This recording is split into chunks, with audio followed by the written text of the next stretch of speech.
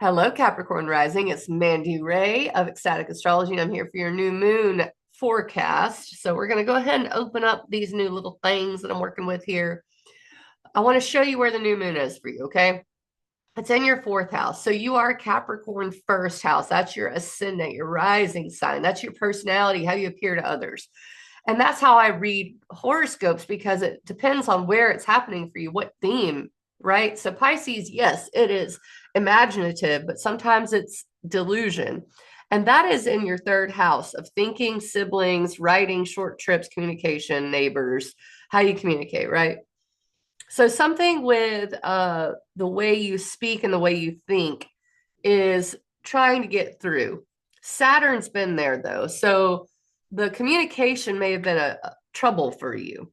Now let's look at where Jupiter is. Jupiter rules Pisces, okay? Jupiter is in your sixth house of health, and Jupiter is encouraging you to be logical about that. You maybe want to write and think and take some short trips and kind of do the social thing. The third house can be pretty social, but Jupiter's like, hey, what about your work, your health, your routine, your service? It's kind of messed up your daily life, this Saturn Jupiter square that's been happening. And this new moon will highlight that. It is square Jupiter, but it's a new beginning here. It's a new beginning on how you treat your community and how you speak and how you think.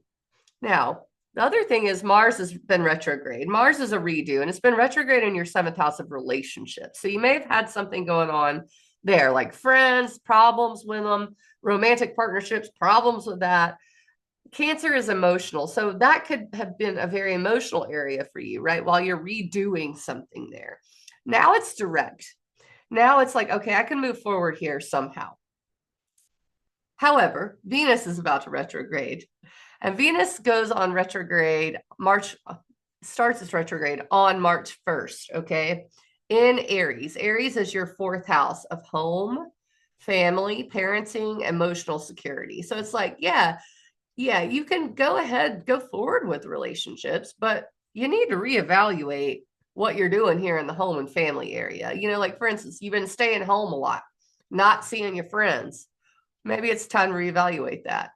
Also, Mercury starts its retrograde March 15th in this area. So you rethink this too, okay?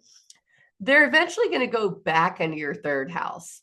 And I think that will be really helpful because I think it's going to inject some magic into your daily life again. Um, and also start to make sense of what Saturn's been trying to do there. The third house is a pretty abstract place, right? It's like siblings, okay, that might resonate with you, but it's also like really how you communicate and how you deal with people. These are very relational signs, okay? So the third house, the seventh house, and the 11th house are all about relationships for you. So when you think about the fact that Venus retrograde starts in your fourth and goes back into your third, it's kind of encouraging you to get out of the hole and get back into the magic, okay? And don't forget that Jupiter, the logic here is to do the habits and the routine well so that you can do the social part well. And they don't seem to go together, but that's exactly what they're trying to do. All right, I'll be back for March 14th, lunar eclipse in Pisces. I'm sorry, lunar eclipse in Virgo, which is your ninth house of philosophy, belief systems, and travel. March 12th is our workshop on the eclipse. You can find that on my website, or also book a session with me, staticastrology.com. Thanks, y'all.